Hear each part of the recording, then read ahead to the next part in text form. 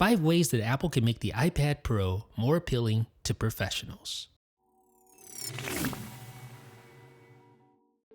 The first way is fairly obvious. Apple, please give us multi-user login so we can have multiple profiles on a single iPad. That way I can have one profile for play and one for work.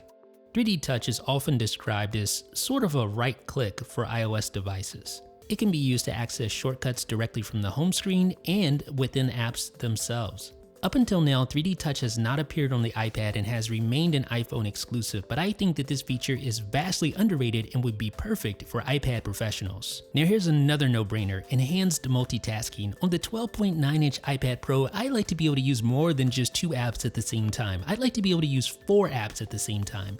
But not just that, I want the ability to drag and drop files between multiple apps as well, sort of like what Readle did with its recent iPad apps. I'd also like to see an enhanced multitasking switcher with easy to access apps and search. The iPad already has a very nice catalog of apps, but it's lacking those obvious apps like Final Cut Pro 10 or the Creative Cloud Suite. We need these professional apps on the iPad, and I'm not talking about gimped, watered down versions. I'm talking about full-fledged apps that you can use to do real work with no funny business. And to make that a reality, let's face it, we need mouse support on the iPad.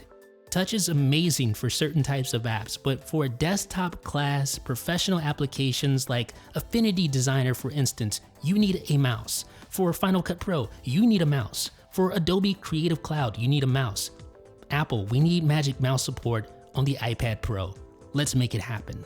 So ladies and gentlemen, that has been a look at 5 features that would make the iPad Pro much more appealing to professionals. So now I just have one last question. Do you agree? Would a supercharged iOS geared towards professionals on the iPad Pro change your opinion about the iPad? Let me know down below in the comments section, and thumbs up if you appreciated this video. This is Jeff with 9to5Mac.